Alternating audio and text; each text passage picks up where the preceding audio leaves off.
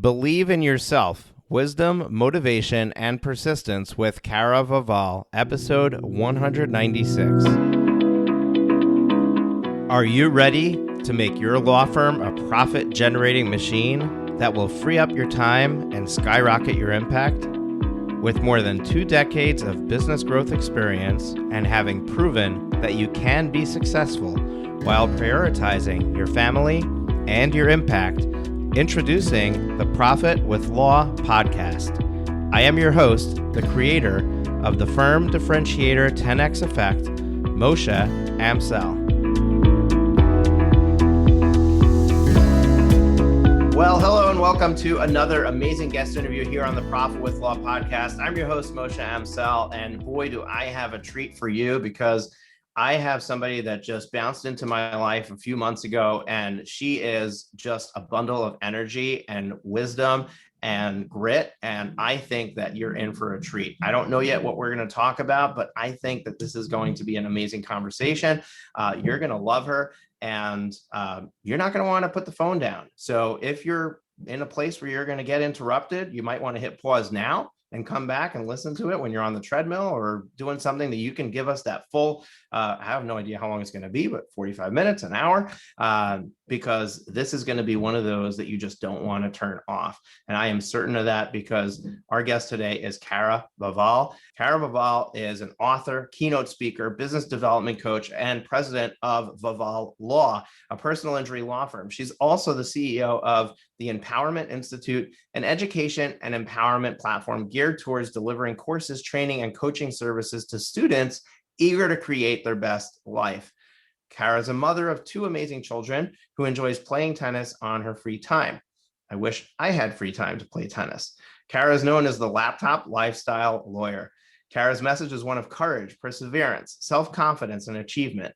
Kara's teachings are about harnessing one's individual unique life journey, gifts, talents, and perspectives to create and build lives, careers, brands, and businesses that bring joy, happiness, and fulfillment to living. And that's why I love what she's doing. Kara subscribes to the belief that when you do what you love, you never work a day in your life. And I couldn't agree more with that. Kara leverages her tragic life experiences, her entrepreneurial journey as Pink Cadillac sales director with Mary Kay Cosmetics, and her experience building a successful law practice to deliver powerful tested tools, techniques, and methods to cultivate discipline, increase productivity, and deliver results. You can catch her full story in her book, 28,000 Days, Make Yours Count, where she lays out the lessons brought by her successes and failures and her unconventional climb to success. Now, before I bring Kara onto the show, which I'm really excited to do, we're just going to take a moment to hear from some of our sponsors. Finding amazing employees is the toughest job for any business, and especially for a law firm. You deserve to be the law firm owner you've always wanted to be, but you can't get there without a great team. Get Staffed Up helps you build your all-star team by staffing your law firm with incredible full-time offshore virtual assistants. Work with Get Staffed Up to save money and your biggest resource, time, while they find you the best English-speaking VAs in the world. Hashtag delegate your way to freedom. Learn more at www.getstaffedup.com/VIP. As an attorney, you want to get more done for your clients while converting leads into new business. But your days are filled with drafting documents, meetings, court appearances, speaking with opposing counsel, and making sure no one falls through the cracks. This leaves you with little time to focus on your business. Meet Lawmatics, the most powerful client intake and marketing automation CRM built for the modern law practice. With Lawmatics, you can win more business, impress clients, and be more efficient. Go to www.lawmatics.com to book your personalized demo and learn how Lawmatics can help you grow your firm. Thanks to our sponsor, Smith AI. Smith AI is a superior virtual receptionist service for small businesses. They specialize in working with solo and small law firms. I discovered Smith AI a couple of years ago and was blown away by the range of services, which are available at a cost any attorney, even those of you in the smallest solo practice, can afford. Their friendly receptionists respond to potential clients in English or Spanish, screen and schedule new leads, and even take payment for consults. The best part is they don't just handle these conversations by phone. They also have live agents and chatbots capturing leads on websites and via text message. If there's one growth hack to your practice, this is it. Smith's friendly gatekeepers can staff your front lines. They'll capture new leads while you work uninterrupted. You can finally have the peace of mind that while you're working, you're not missing out on future work. Plans start at just $210 a month for calls and $140 a month for chats. They even offer a totally free chatbot, so there's no excuse.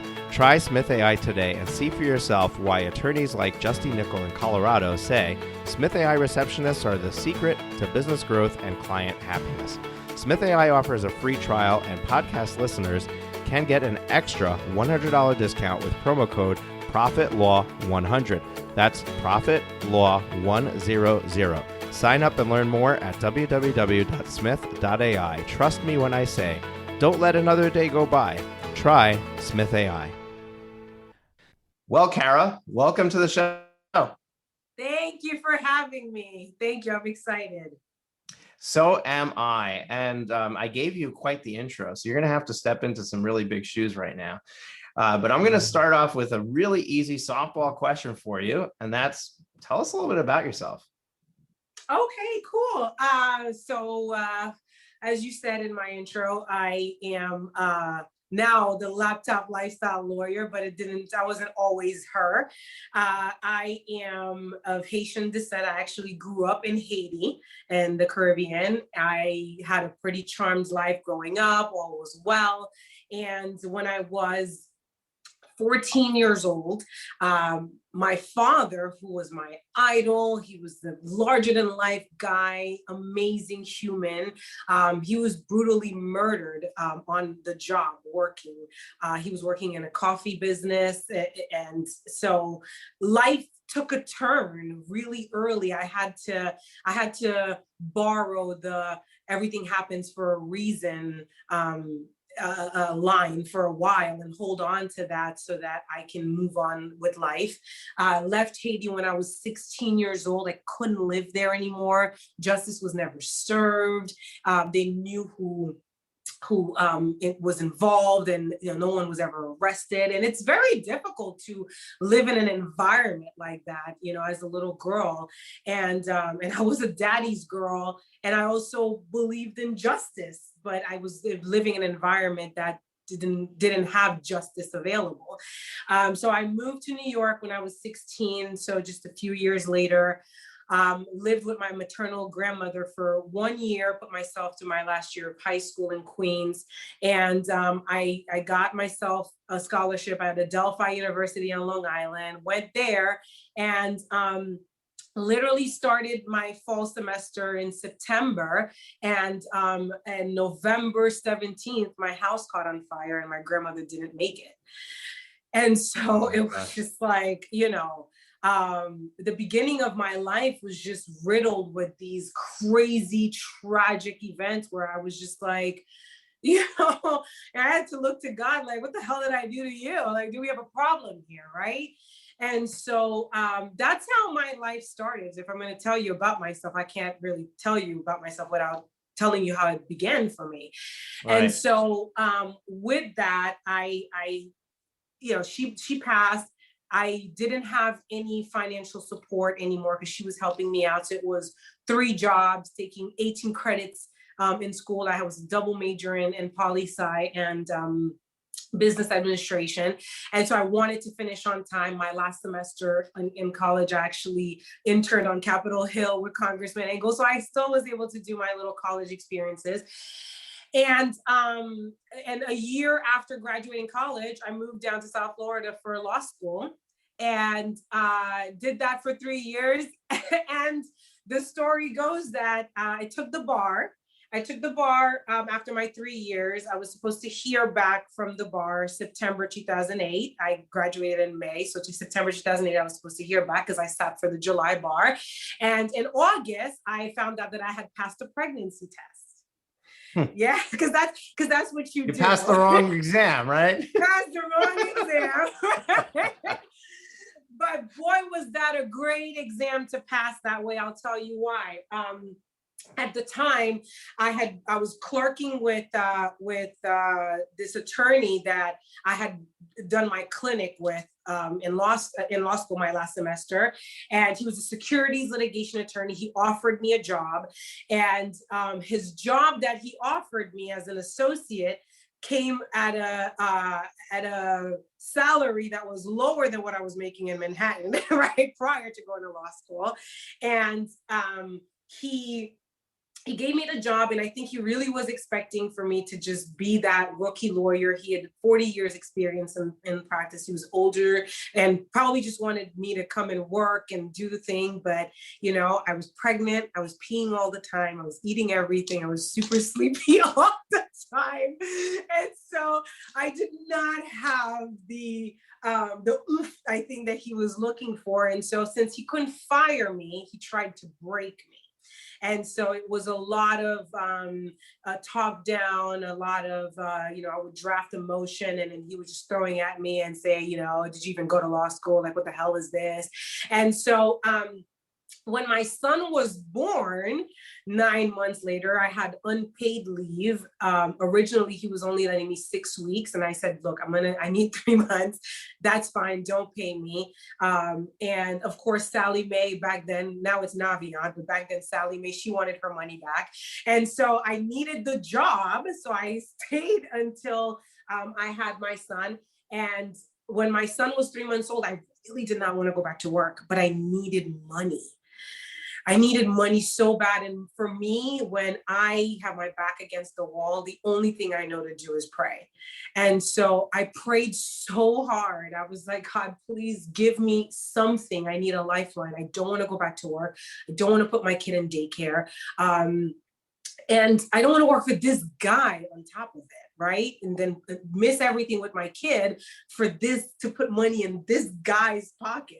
And so my answer to prayer really came in the form of a woman walking up to me at a Target nearby my home, offering me a facial with Mary Kay Cosmetics. And she came, she did her thing. The whole time I'm like, how much money can this woman possibly be making? She was really put together. She was an architect who was doing this full time. I'm like, you know, what is in this cream, right?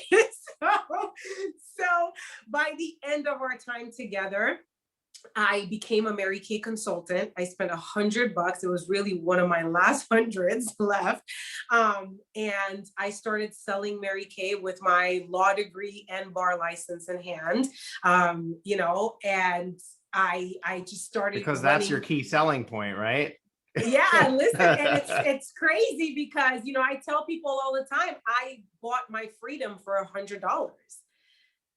And that's how I started in my entrepreneurial career. I was doing that.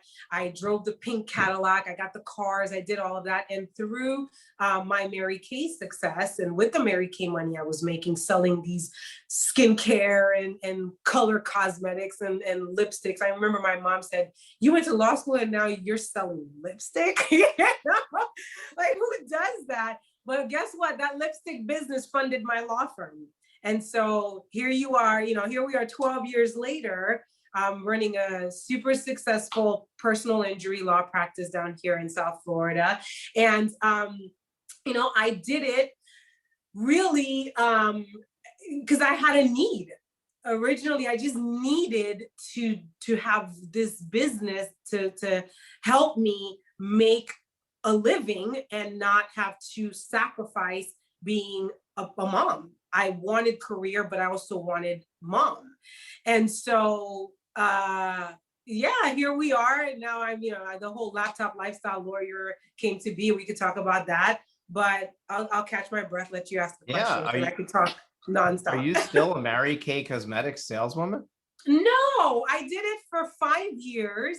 And when I was pregnant with my daughter, I really wanted to maximize my law degree. I said, you know what? I went to law school. I loved what Mary Kay did for me, for my head, really, because Mary Kay, when you're in these kinds of business, it's a lot of personal development, it's a lot of head work, right? Right. And you got to, because you're learning to bounce back from all the no's, and having this inner fortitude to keep pressing on, even though it's a very it's very discouraging sometimes, working in sales in the field and meeting strangers and doing skincare classes. And I didn't know these people.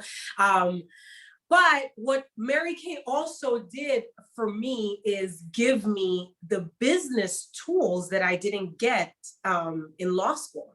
Mary Kay taught me how to run a business from home, how to have super low overhead and still be able to clean out some really good profits. And that's, that was huge for me. And I took all of these things that I was learning in Mary Kay and applied them to the firm. And customer service and everything was just, I approached it from a business perspective, not just like a law practice. It wasn't just me working as a lawyer. I was running a business. And that's what I teach now to lawyers. But that was all Mary Kay. And so what ended up happening for me was I grew the practice as I was working my Mary Kay business, and I got to a point where it was like, okay, I want to be a lawyer, and I want to give this a fair shot. And so I bowed out of Mary Kay, hadn't learned all this great stuff, and then I grew my practice. It's interesting. First of all, I've never shared this on the podcast, but I used to sell Amway. So I also was a multi-level marketing, business owner. So I know exactly what you're talking about. Back when I was doing Amway, the media that we were using was cassette tapes. And I literally had this massive, bag of cassette tapes that was all organized. And anytime I was in the car, I was driving to work, I was driving home, I was driving to clients. Back then I was working in the IT industry. I spent a lot of time in the car, and I was always listening to these tapes. And maybe that's why I'm an avid podcast listener, but I miss those. I miss some of the really, just rah, keep it going stories of, that people share, that have done it in that business. But those personal development inputs that you get in those businesses are massive. And if we can harness some of that in what we do, it could really change how we approach every day of what we're doing. And it's so true. You need to be able to persevere. You need to be able to stay consistent. You need to be able to stay true to your plan. We were talking before the podcast about this exact thing. And you learned that in your experience with Mary Kay. And a lot of law firm owners who are going from working for a law firm to starting their own law firm, they didn't learn that somewhere else. And they have to learn it here. And it's very disheartening, because you think that you're just going to open a law firm and you're just going to bill your time and you're going to make money and you're going to collect more than you were collecting, in your paycheck. And it doesn't work that way. And it's a real eye opener for people to figure that out, and then to try to figure out how to navigate it. Another thing that you took from your Mary Kay experience is, how you work with customer service and all that.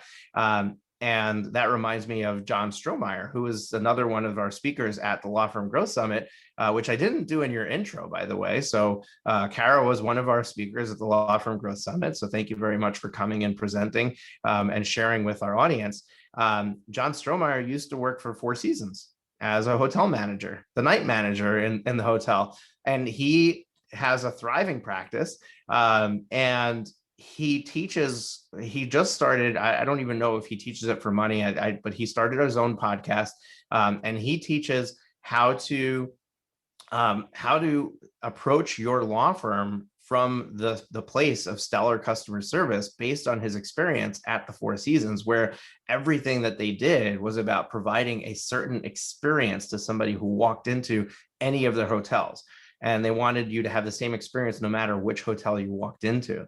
And if we approach that for our law firm, where every client gets the same experience, that will also drive a lot of what you do, like systems and processes, and making sure that everything is done exactly the same way with each person, so that they're all having, if they're all walking away with the same amazing experience, then they're all going to be the same amazing review. They're all going to be the same amazing person who goes out and gets you more clients because they love the experience they had. Customer service is stellar customer service and customer experience is the foundation of a good business. And if you're missing that piece of it, everything will fall apart, because all the work that you do on the front end to drive people through the door gets lost when they don't have that stellar experience. And that means you have to work so much harder to keep bringing people through the door. And ultimately it becomes so hard that you probably can't exist or can't sustain it. So I love that. I want to go back to your personal story and just say that, oh my gosh, losing your dad in that way at that age must have been unbelievably difficult for you. I didn't know this about you. So for me, it was traumatic for me to hear it now, so you're used to talking about it, but unbelievably, I'm a paramedic, so I've been exposed to a lot. But to know somebody who's gone through that level of trauma, on that level is, it makes it more personal, it makes it more real. And I just want to, it's much later in life, but I just want to share with you that, I empathize with you, and I'm sure that your dad is looking down on you and really, with a smile on his face, knowing that you're leading this amazing life, that he was raising you for, and your grandma too. So these stories they're heart-wrenching, but they also make you more resilient. They make you the person that you are. And that's why we're here having this conversation. So it's your story to tell. And I appreciate you being willing to share that with us so openly right at the beginning of this show. I'd love to now move away from that a little bit and talk about your experience in law. First of all, I was surprised that you chose personal injury and not criminal. Judging from your story, I would think that part of your motivation of becoming a lawyer had to do with the fact that there was no justice for your dad's death. So tell me about that. Am I on the right track there with what your motivation was, and how did you end up in personal injury? I will tell you, my motivation was I wanted to make my father proud with my choice of career, with what I did with my life. And, I appreciate you saying that, he would be smiling down on me, because I've done everything in my life to create that smile. Really, that's been what's been the driving force in my life is, everything I do, every move I make, it's like, what would my dad think? What would that honor him? Just if I ever become, I always say, if I ever become half of the human being that my father was, then I've done an amazing job at living my life. I mean, he was just a tremendous human. And my motivation was more from that perspective. I went to law school partly for that, and partly because people said, you talk a lot, Kara, you should be a lawyer, because I can talk. And so there was that piece. Criminal law I never could touch, believe it or not, because I could never represent someone that I believed was guilty. Oh, I could not do it, no matter how skillful criminal defense lawyers become and are able to do that. I could never do that. And and I know some people need that kind of representation, but I was on the victim end of it. It wasn't like I had, this was something that, for my heart to be in it and to passionately and zealously represent someone, I would have to 100% believe that they were innocent. And to be honest with you, you can't really make a living doing that.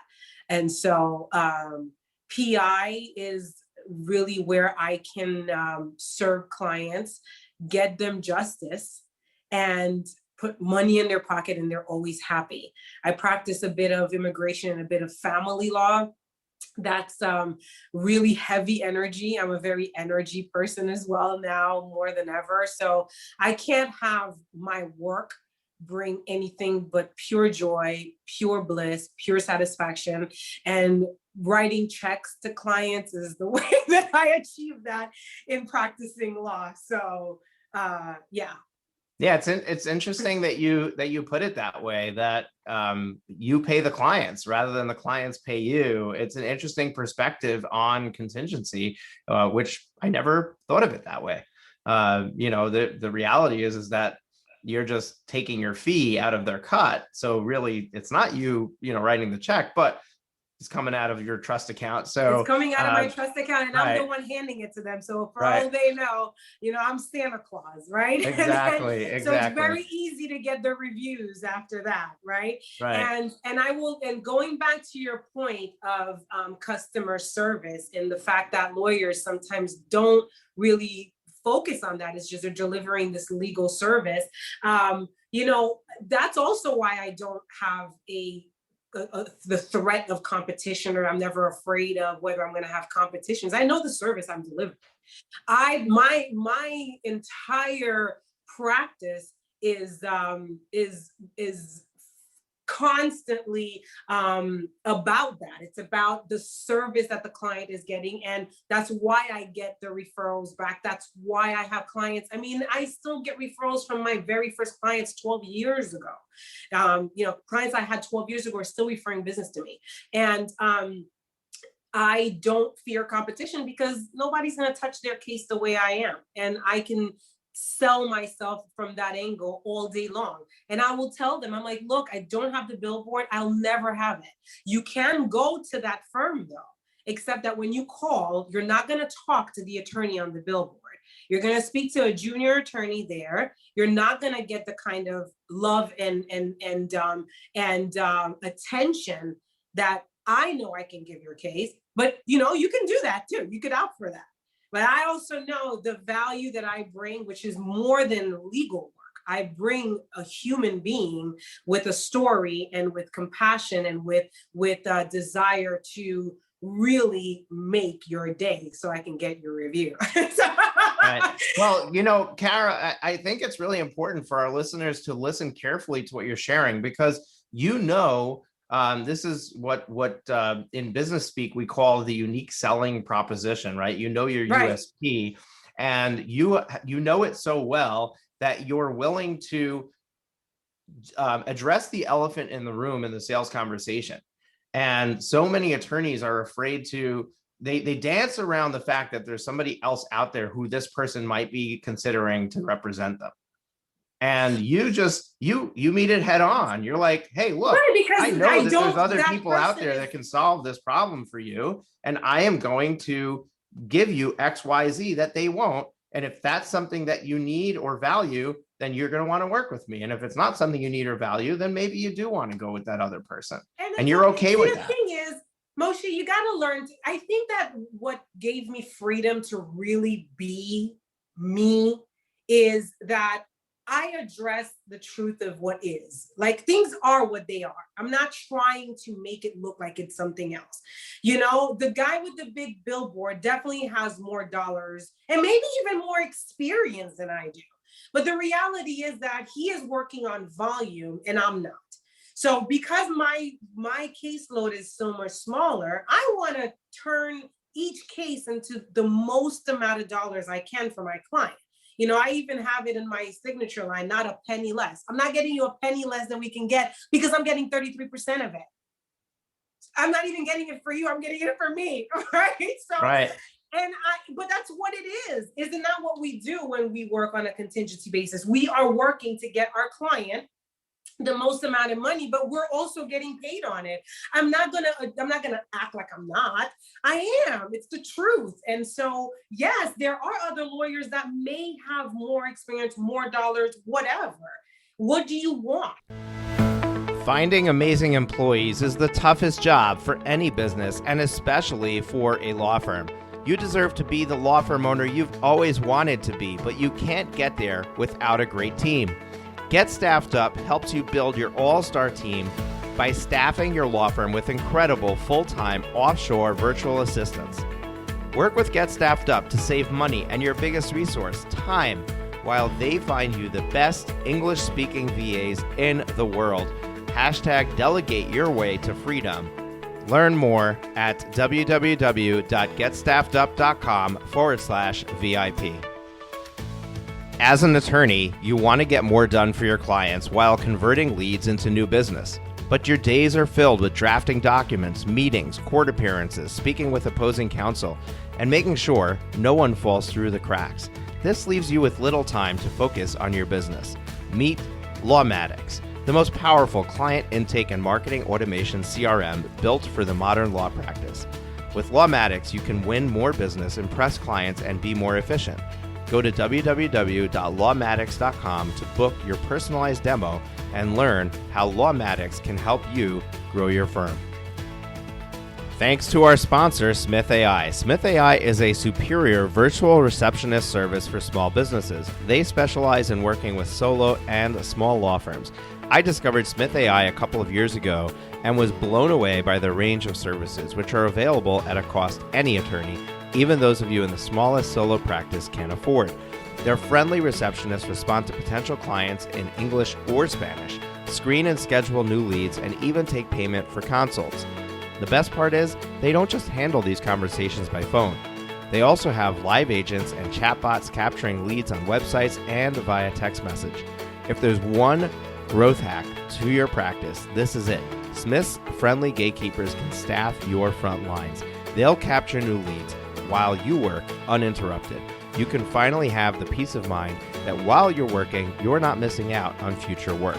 Plans start at just $210 a month for calls and $140 a month for chats. They even offer a totally free chatbot, so there's no excuse. Try Smith AI today and see for yourself why attorneys like Justy Nickel in Colorado say Smith AI receptionists are the secret to business growth and client happiness. Smith AI offers a free trial, and podcast listeners can get an extra $100 discount with promo code ProfitLaw100. That's ProfitLaw100. Sign up and learn more at www.smith.ai. Trust me when I say, don't let another day go by. Try Smith AI. Do you want that guy or that gal? And that's fine. Either way is fine with me because, there's somebody around the corner who wants me. So I'm fine. I have my try, right? Or do you want to give me a shot and see what I can give you, because this is who I am. And this is how I started this practice. And this is why I run this business. And this is, and if you can really stand in the truth of who you are and why you do things and really honor that space in yourself, then you can show up that way and people will honor that as well in you. I am a mom of two and I do run a practice virtually so that I can be at pickup at 2:30, right? And so I let my clients know I'm not trying to act like I'm this super, stuffy, like I have a suit on all day. No, I don't. I have yoga pants all day, actually, right? So today I wore pants, I promise. But you see what I mean? It's just, I keep it real. And I am wearing running pants right now as we're interviewing with my... So yes, I totally understand and agree with you. And I think that ultimately what comes across in this conversation is that you're confident with who you are and you're confident with what you provide. And that confidence comes through when you talk with potential clients. And it's that confidence that sells you more than the actual unique selling proposition, more than what you're actually bringing to the table, more than all those things that we talked about. What's really getting people to be attracted to you is the fact that you believe in yourself and you believe in what you're doing, and you're not going to be upset if that doesn't work for them. You're not going to be upset if they're a no. This goes back to your Mary Kay experience, right? It takes 99 no's to get to a yes. Say that all the time. No means next. So it was never, oh my God, no, they're not saying no to me. They're saying no to what I'm offering them. And there's a lot of times, how many times have you walked into a shoe store and you looked at the shoes and you said, no, I don't want it. It's Right. okay. You know, it's not Right. like Nike's going to shut down because you didn't buy their sneakers. They don't care. You can go to Adidas. Like, well, who cares? Right? There's somebody else who's going to come into their door and buy their Nike shoes. Right. The way I like to look at a no is you're one step closer to a yes. You had to go through a certain number of no's to get to a yes. So now you get to check one more no off your list. Absolutely. You know, this conversation, it's interesting because it's taking a life of its own. It's going to where it wants to go. I don't know that we were planning to talk about selling, but the reality is that a lot of attorneys struggle with this because they're not salespeople. And I want to switch gears for a moment because you don't have to be a good salesperson. Okay, so because the whole they're not selling. Did you sell yourself to your wife? I imagine it was a very, very long. You sold your personality. We're all selling ourselves all day long. She bought it. She bought into it. Yeah, it was a very long sales process, let me tell you. but you know, it was a successful one. And you know, right. People look at sales as this, you know, the word sales has such a bad rep, but that's what we do. We sell ourselves all day. If you want, even if it's in a friendship or in a relationship or, you know, however, I mean, I think I sell myself even to my kids. You know, and so we all are selling ourselves all day long. And before we go full throttle into the sales conversation, I want to go back to, you said something about me being confident. You know, where the confidence comes from is, you know, when I realized that out of the 7 billion people who are on this planet, there are no two Karas, the game changed. I know like nobody can substitute. There's no substitute for me. There's no substitute for you. Nobody can run the Profit with Law Summit. Like, you know, nobody can run it like you. Nobody can touch you at being motion. Like your special sauce, only you have it. Just like my special sauce, I'm the only one who can bottle that shit. So, right. Excuse my French. So I'm not worried about someone doing it better than me. They're never going to do it better than me. They're going to do it the way they do it. That doesn't mean it's better than me. It's just how I do it is different. I'm in my own lane. I'm carving my own, it's my own world. So if you can approach that with your law firm, you know, then all of these insecurities and fears can give way to free thinking and creativity and abundance. Really, because abundance cannot flow where fear and limited thinking and limited belief and all of this stuff lives. You know, I always say fear and faith cannot live in the same house. You know, you either have faith in the house or you have fear. Both cannot coexist in the same house. And so that's where I think my confidence came from, is because I knew that my life and everything brought me here. Everything has happened for me to be who I am here. I'm exactly who I'm supposed to be, and I'm exactly who I'm not supposed to be. And I'm not trying to operate from the shoes of somebody I'm not. I'm in Kara's shoes. I'm comfortable. They fit me. And yes, I do have a lot of shortcomings. And yes, I have flaws beyond, you know, like all over the damn place. But that's also why I'm me. And so from that space, let me go ahead and do what I do. Yeah, absolutely. And, you know, so much of what you said brings up, I mean, we had a long conversation before we started recording. So I have to remember, hey, did we talk about this or not? You're talking about this abundance, and abundance, you know, people don't really comprehend or recognize what an abundance mindset allows you to do. But if you truly embrace abundance, you will solve 99% of your problems, because abundance allows you to approach the workplace, the marketplace, with an understanding of the fact that there is not a finite pie for us to grovel over, and I'm trying to get the biggest slice I can, but rather the pie can be as big as I want it to be, and there's enough for everybody. And when you do that and you recognize that there is no such thing as competition, that I, like you said, I bottle my own sauce, right? I'm who I am and I'm going to serve my market. Back in May and June of last year, we did a series of podcast episodes and interviews, all leading up to a promotion for information products. Okay. I'm a big believer that attorneys have a unique opportunity that they are not using. It's an untapped market, an untapped potential, because the people that you serve, not all of them need legal representation, but all of them need advice on how to fix their problem. And we're in the business of charging for representation and not charging for advice.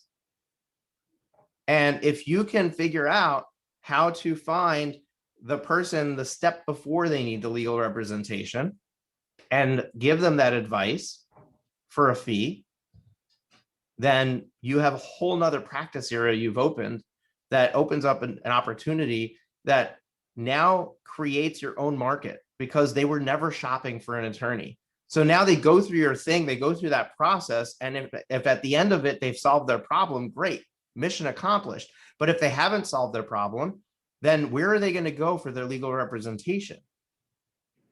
They're not moving to anybody else. You already got them this far into their journey. The next step is naturally you. So I believe that with an abundance mindset, you can look for opportunities of how to create your own pie. And absolutely. And I think that it doesn't stop there. I think that it goes to the questions of, when do I hire somebody? In the conversation that we were having before, you said, your business will tell you when you need to hire somebody. And I'm a little bit at odds with you there, and maybe not at odds is the wrong word, but I think a little bit differently. I believe that you create the firm that you want to have by taking the actions necessary before they're necessary. So if you say, okay, I want to have, at the end of this year, I want to have a $2 million law firm. And right now it's a $500,000 law firm. And I'm using top line revenue, even though I'm allergic to using top line revenue, because that's something that our listeners will be able to relate to. I like focusing on the bottom line, what you're taking home. But let's just use this as an example. So that's a big threshold to cross, 500,000 to 2 million. You know that how you can do that in 1 year? By picturing, what does my firm look like when it's $2 million in revenue? How many people do I need to have working for me? How many leads do I need to have coming through the door so I have the clients necessary to produce that? And when you look at the finished product, you can then understand what you need to put in place along the way to make that happen. And without doing that exercise, without having this abundance mindset of realizing that anything is possible, you're just going to wait for your business to tell you you need to hire somebody. But if instead you purposely hire somebody because you know that we're going to $2 million and I'm going to need another attorney, or I'm going to spend $4,000 a month of marketing, even though I can't afford $4,000 a month of marketing right now, because I know that in order to bring in 2 million in revenue, I need to be spending 4,000 a month in marketing.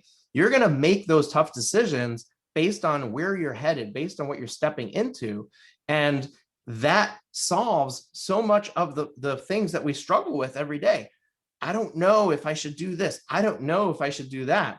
Well, just believe that if you take the actions that somebody who's a $2 million law firm is going to take, that you will attract $2 million of business and you're done. Consider it done.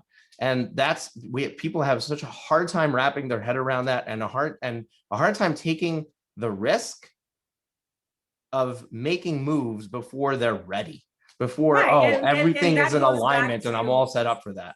And that goes back to the fear and faith comment that I just made. You can't operate in fear and still be able to take these kinds of leaps in faith that you're talking about.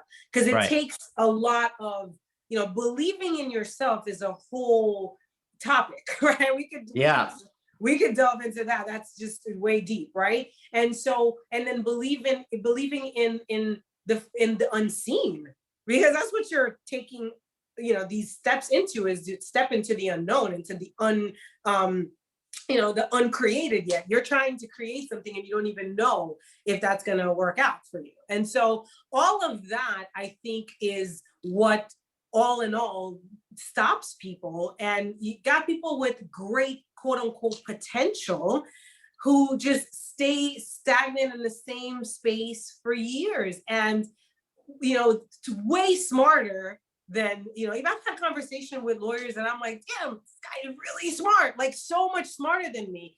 But yet I'm living a much better life because I am able to step into faith and I'm able to take risk and bet on myself.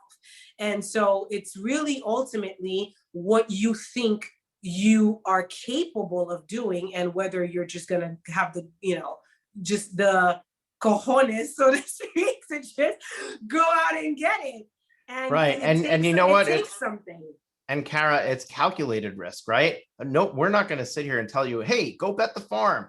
Just, it takes risk to have reward. Just go and, spend every dollar you have and borrow money on credit to be able to make it without a plan. No, that's not what we're saying.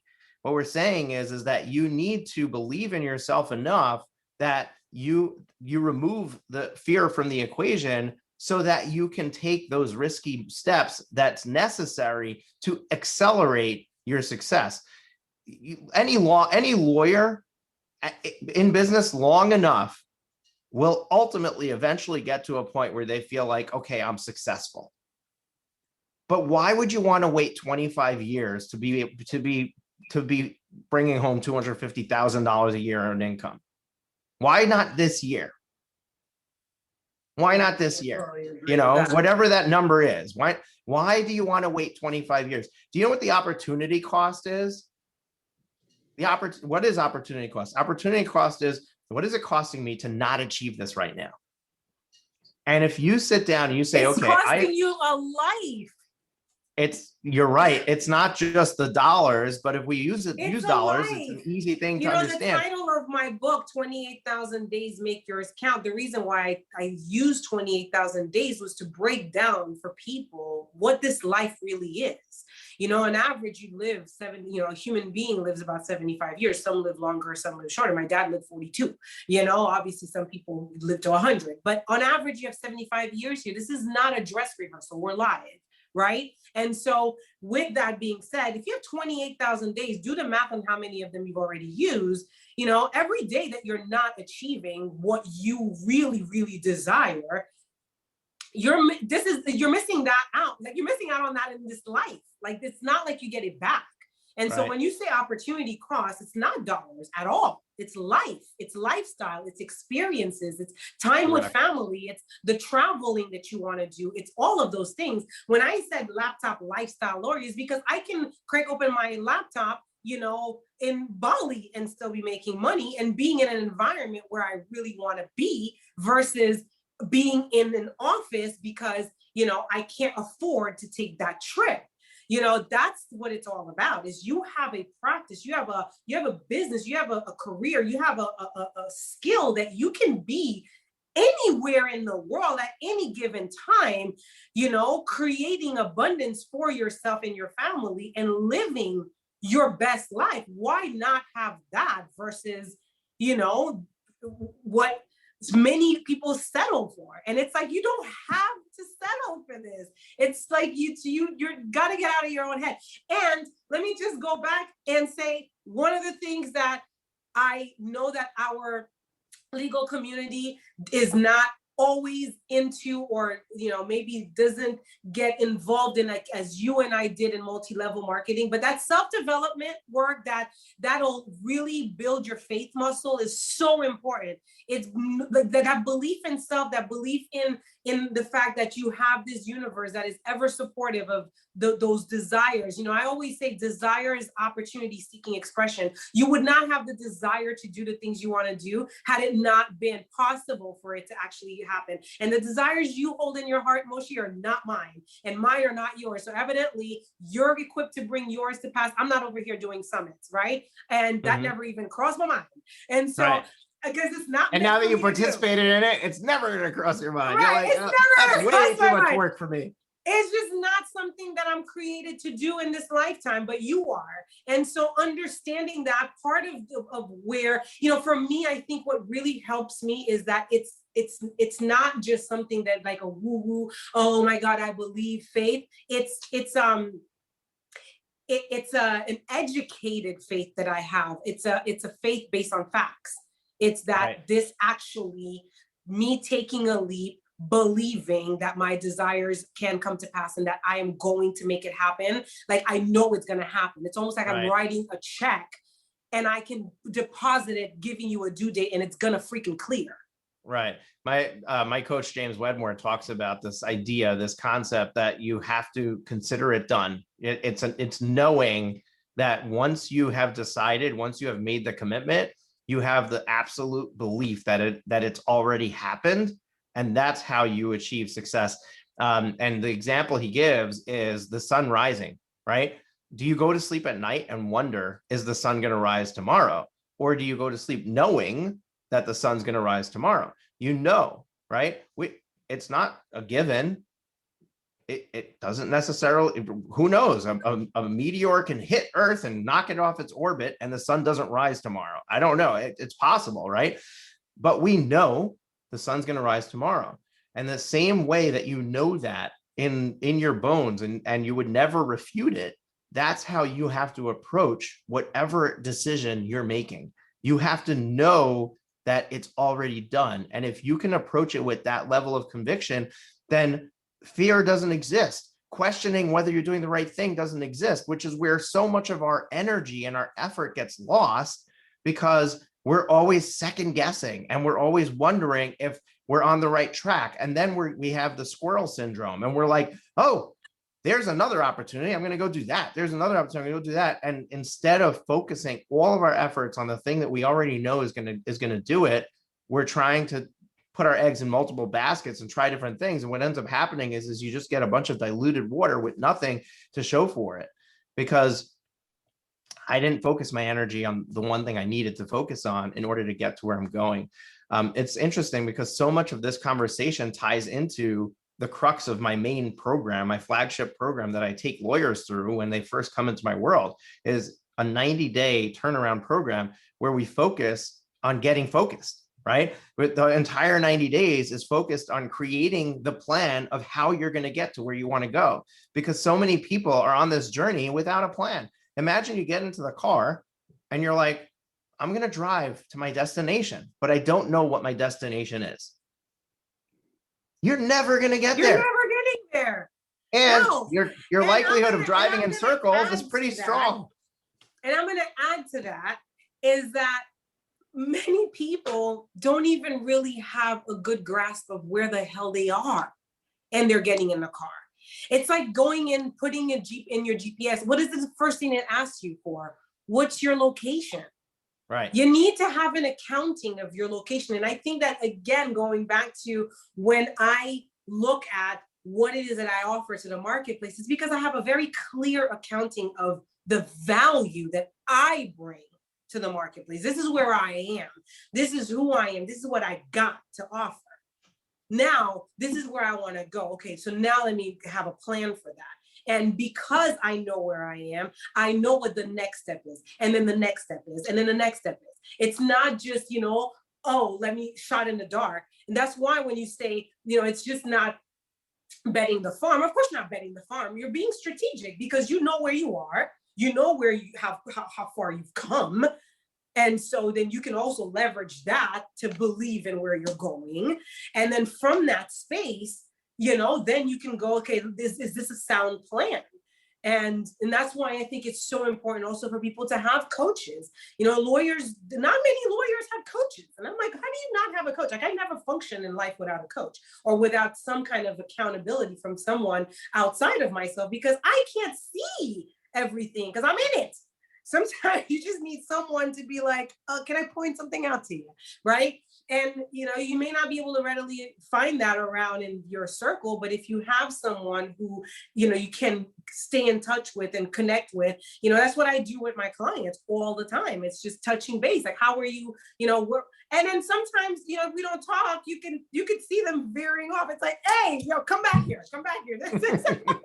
You're on the median. You're about to go into the trees. You're going into the trees and they don't even see it.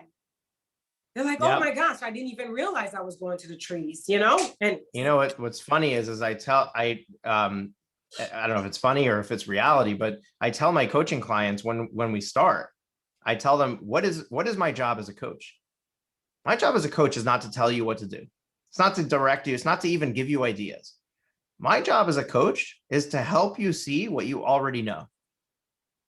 Because you already know inside of you what the next step is. You already know what the right step is, what the wrong step is. We sit there and we wonder, what am I doing? Is this the right decision? Is this the right decision? And we struggle with it. And instead of just going with our gut and acting and then finding out, oh, I took the wrong action. This didn't work. I'm going to pivot. I'm going to do something different. I'm going to take a different action. We sit there in this state of overwhelm of wondering, what do I do now? Analysis paralysis. Yep. It's analysis paralysis. It's second guessing your decisions. It's getting distracted by shiny objects that might get you there faster or differently. And in my position as coach, all I need to do is ask you the right questions to help you see the answers you already know. Yep. And I think that there's a book, The Question Behind the Question, QBQ. And the entire concept is that you need to make sure that you're asking the right question, right? So whenever you have a symptom, whenever you have an issue that's happening for you, you need to ask yourself, what is really the problem? Why is this really happening? So many times when I go through and I ask people, like, what is the struggle? What is the thing that is preventing you from getting to this result? And they give me surface level issues. They give me, oh, I don't know how to get leads in, or I don't know how to, I'm struggling with figuring out who the next hire is that I need to have, or I can't get this employee to do X, Y, Z. Those are all symptoms. But what's the real problem? Like, why are you not able to do that? Ask yourself why. Always question why. Why is this a problem for me? And why have I not resolved it yet? Why am I still sitting with this problem? And when you start asking those questions, you'll suddenly start to realize that there's a much deeper thing that's driving the symptom that you're seeing. And that is usually based on fear. It's usually based on your insecurity of what you're doing and whether you're even heading in the right direction. So you leave the problem to fester because it feels better to know that you have that to deal with than I have to actually fix the real problem that's underneath that. Yeah, change your questions, change your life. That's what it really is. It boils down to, and that's what we do. For me as a coach, that's what I do, is I just ask the questions. And it's so funny because, I listen to myself and sometimes I'm like, is this really what I'm getting paid for? I'm just asking really obvious questions, but not obvious, like you said, for the person that's in there, because, it's fear-based and they don't even realize what's driving this wheel on in mud kind of a thing. It's like turning and spinning and just being there. And it's easier to be there than to address it, because then if you're addressing it, then there's action that you have to take that is foreign. And, our ego really is here to keep us safe, here to keep us, people always look at ego as this like pompous attitude. No, you have your ego that's also trying to protect you as you know yourself. And so for you to break out of that and expand, it's uncomfortable for your ego, because it's like, wait, who am I now? I'm not complaining. Are you kidding me? Like, I'm supposed to be miserable. Like, why am I, why are we seeing the light at the end of the tunnel right now? I don't want to do that. And so when you can really step out and look at that for what it really is, then you can take massive action. And many times the action that you need to take is really not even that massive at all. It's like so small, but in our heads, we make it like this, mountain, when it's really just a molehill. Right. Absolutely. And to be fair, I want to make sure that I'm clear about this. I have a coach. I Oh, I don't have see many my own, I don't coaches. see my own crap, Oh, I have and, many coaches. Are you kidding me? How would I we ever be able to perform in this life without one? I've absolutely. had And coaches from when I started in the Mary Kay world. That's when I found out about this world of coaching. And I got into my pink Cadillac because I hired her. That was my first coach, helped me get into my pink Cadillac. That was a big goal. You can't get into these. Like I never got into a pink Cadillac before. Like, it takes a lot of work. It takes a lot of stick to itness. It takes a lot of dedication and focus on focusing. And so if you don't like, I wasn't used to focusing on focusing. I wasn't used to working with a calendar. I wasn't used to, making sure that these tasks that I had my 6 most important things to do, that I didn't let the day close without, finishing these things. These are skills that I developed because I had someone outside of myself come and hold me accountable and help me with these tools. And so, yeah, very important. yeah, I don't like to use sports analogies when it comes to business, but when we look at people who perform on a public level, Olympic contestants, quarterbacks, and players on a football team, on a basketball team, on a baseball team, look at all the jobs that are driving the success of that team. Coaches. There's a pitching coach. There's a quarterback throwing coach. There's a running coach. There's coaches for literally every position and everything. Why is it that they have those coaches? Right? You would think that person has been doing this for long enough. All they need to do is just keep practicing and stay in shape, and they'll be fine. But the reality is that we get in our own way all the time. We get in our own head. Get in We your own way, you question get in your whether, own head.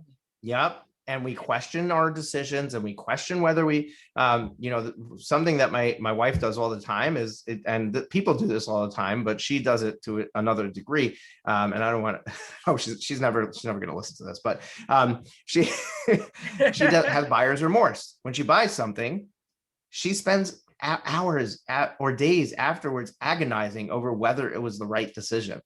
And people do that also. Like, you need to understand that when somebody signs up with you, maybe in personal injury, it's a little bit different because they're not actually writing a check to you, but in any other practice area where it's not contingency and they're literally parting with dollars and giving it to you, and when they sign up with you, they leave, and the first thing they're doing is questioning, did I make the right decision? And if you recognize that is the first challenge that your client has when they walk out the door, then you will create processes to make them feel better about their decision. Like, maybe somebody from the office calls an hour later and says, hey, I just want to welcome you into the family. We're so excited to have you as a client. We can't wait to work with you. Here's what you can expect next. Imagine what that one phone call can do to change somebody's experience and remove that buyer's remorse. But the reason I brought up buyer's remorse is it's a perfect example of understanding what it's like to get in our own head. You already made the decision. Why are you questioning it? You came to that decision for a reason. You probably weighed all the pros and cons before you made that decision. It probably wasn't the knee-jerk reaction.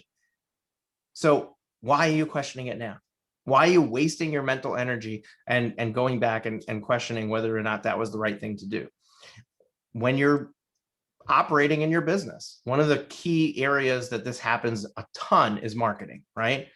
I choose my marketing strategy. I carefully choose it. I'm going to write blog posts. I'm going to do a blog a week, and that's going to be my marketing strategy. 2 weeks later, I wrote 2 blog posts, and I've got nothing to show for it because it's the first 2 blog posts and nothing's happened yet. And all of a sudden I'm like, wait a second, maybe I should be doing video. Let me go, and I'm going to go start publishing video. And that's how we operate, and constantly questioning the things that we're doing. And if you approach it from a strategic plan that you thought out from the beginning, and then you just stick to your plan, you'll have success. Now, maybe your plan was wrong. That might happen, but you have to see it through to be able to determine it was wrong. For the Law Firm Growth Summit, I didn't share this publicly, but I'm going to share it right now. Last year in 2019, we did a free plus paid model. We did a free ticket.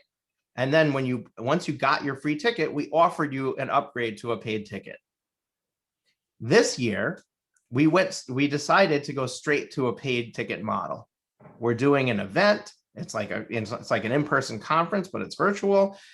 Nobody gets a free ticket to an in-person event. So why would they think they can get a free ticket to an in-person virtual event? We're going to do a paid ticket. And 2 weeks before the event, we had 300 people signed up for the event.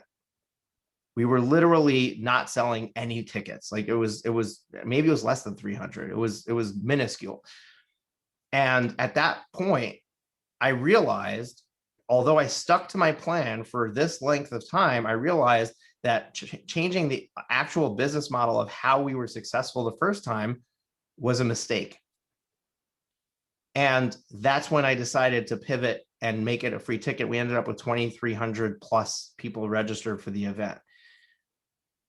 So sometimes that will happen. Sometimes you'll make a decision and you'll see that it was a mistake, but notice that I waited until there was a point of no return. In other words, if I didn't change the model at that point, then my entire event might be a failure. At that point, I said, okay, we have to switch back. And, there's reasons behind why I wanted to go to a paid and without a free, but ultimately it was a major lesson learned for me. But guess what? Next year, I'm not making the same mistake. When I run the event the next time, I'm going to have a free ticket option at the front end of it. And then I'll have the paid upgrade behind it. We've learned from doing it. We've taken action. We realized that the action was the wrong one. We learned from it. And now we're going to have the right action the next time. So the fact that you took the wrong one is not a failure. It's a success because you've learned from it.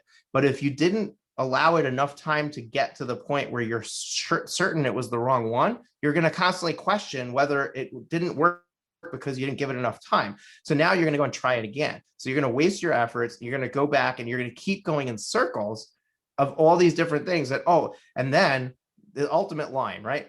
Marketing doesn't work. I tried them all. It doesn't work. Right. Yeah. And to me, it's something that I heard. I can't remember when or who said it, but fail fast, because you are going to fail, and failure is inevitable. And that's why success is so sweet, is because of the failures. And so if you think you're going to launch into this business world and start and never fail, you're so sorely mistaken and disillusioned. It's just not the way it works. Life is a series of failures because you've got to learn from them. They're lessons. It's just the words, sales, failures. They have such a bad rap. They have such negative connotations loaded into them that we don't see the gift that they are. But ultimately, failure to me is a gift. The faster I can fail, the faster I can learn, the better off I am. And I ask for that. I mean, I literally ask God, like the universe, like, please, whatever I'm doing, if I'm not on the right track, can I realize that I'm screwing up fast, please, so I don't waste, resources and time and energy into something that's not working. But if I am sold out that something is going to work and there are no signs of it not working, I'm sticking to it, and somehow, some way, it always ends up converting. And so, it's really having that that strength of mind, really, to see failure that way, to look for where you need to make adjustments. And if there isn't anything, leave it alone. Leave it alone. This perpetual starting over and starting over and starting a new thing and a new thing and a new thing. It's like, you never end up building anything if you can't just give some things time. And we were talking about that right before the call, about you and the summit and, your return on that and what that looked like. And, you're still putting seeds in the ground. You don't see farmers go out and put all the seeds in, plant for their I don't know what seeds they plant, beans or whatever, and they just rip it right out of the ground. You gotta water it, you gotta let the sun do what the sun does, time has to go by, and then eventually you have a harvest. But you can even go and borrow money on it because it's freaking gonna harvest one of these days. It's just not today. And even and with that example, if you keep digging up the dirt every day and checking on your seed, and then putting it back in the ground, it will never grow. It needs to stay there and germinate in order to grow. And that's what happens with businesses. You can't keep digging and checking to see if it's good. You need to just execute and then see the results, allow it to play out and allow it to see the results. One of the examples I give is with marketing is SEO, right? SEO is not an overnight success thing. It takes time to rank in the algorithm. It takes time to produce enough content with enough keywords, with enough backlinks to be able to rank on the first page or number one for a search term on Google. So many people say, oh, I've hired a marketing agency for SEO and I paid them a gazillion dollars. And, after 3 months, I pulled the plug, or after 6 months, I pulled the plug. But you pulled the plug too early. If you truly wanted to be successful at SEO, you would recognize this is a 12-month journey, and also recognize that if it's costing you $2,000 or $3,000 a month, then you're making a commitment for a $36,000 investment in your business, because you have to carry it through for the year. So if you don't have the means to do that, or you don't have the mindset, don't get started in the first place, then don't start it. You're wasting your money, because you're going to pull the plug too early, and then you have nothing to show for it. It's never going to grow. It's not like, oh, the work they did for 3 months is going to produce results. No, it won't, because it needs that consistent, continuous effort to make those results happen. So much of success in business is consistency. It's abundance mindset. It's what else did we cover today? We covered a whole lot. And really standing in your own power. That's right. Believing in yourself, believing in what you have to offer, believing in your special sauce, believing that no one can beat you at being you, that no one can really come in and compete with you in your own lane. You're in your lane, you're in a league of your own, you're doing your thing, keep your head, down, watch stay in your lane. Have you ever tried driving and looking on the one side and looking in the back? You're going to crash. You got to stay, look ahead of you and do what you're doing, stay in your lane and believe that, what you've got is good enough. That's something that most people are walking around with these, inferiority complex, like somebody knows more than you do. Everyone came on the scene the same way. I say that all the time. I know it's a little gross. People don't like to talk about that, but I came out of some woman's, hoo-ha. Right. And so most of us do. So did I. Right. And so we all came here. It's an even playing field. Right. Yep. And some people got a chance to be exposed to different, content and different programs growing up or whatever. But at this point in the game, with this information age that we're in, if there's something you don't know, you can probably freaking learn it. Right. If there's some kind of deficiency that you think you have or whatever, you just go learn it if it's really necessary for you to have that. Otherwise, be good with who you are, be good with what you have, be good with what's going on with you, and then just full throttle, press on. Have a clear vision of where you're going, and believe enough in yourself to give yourself a fair shot, to give your law firm a fair shot, to be a reflection of this vision in your head. And that's pretty much, that's what's brought me here. Mic drop, right? Yeah. That's what's brought me here. I can't, people are like, oh my God, how did you do it? And I don't freaking know how I did it. I just kept doing. I kept waking up. That's the point. That is the point, right? Because if you look at any successful person in history, any of them, how did they get to where they got? Because they kept going. That's it. Keep swimming. Like Dory in Finding Nemo. I'm sure you know that. Yeah. Keep swimming. Keep swimming. Keep showing up and believe. Keep showing up. Believe. Show up. Believe. Show up. Believe. Show up. And I mean, come on. How do you not hit the promised land if you keep doing that? I can't Thomas see Edison, any other. Henry I Ford. can't see any other anywhere else to land but success, if that's what you're doing. And that's what I subscribe to. And guess what? I do have bad days a lot of times. Things don't go as planned. Things come up. Everybody has those. so you're not special if you're having a rough day, like it comes with the territory of this whole human experience thing. But at the end of the day, get up, dust yourself off and try again and do it. Right. I mean, look at Thomas Edison, you look at Henry Ford, you look at Bill Gates, you look at Elon Musk, you look at Jeff Bezos, anybody that you look up to as somebody who has achieved success. Yes, they were a visionary, but the truth is that if you look at it, they didn't have the vision of what they're known for when they started. That's right. What they started with was persistence.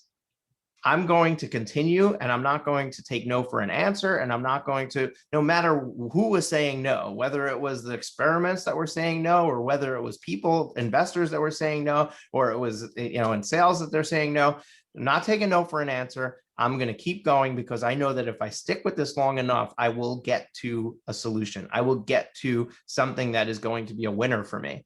And I think that ultimately, if there's one takeaway from this entire interview, it's just stick with it.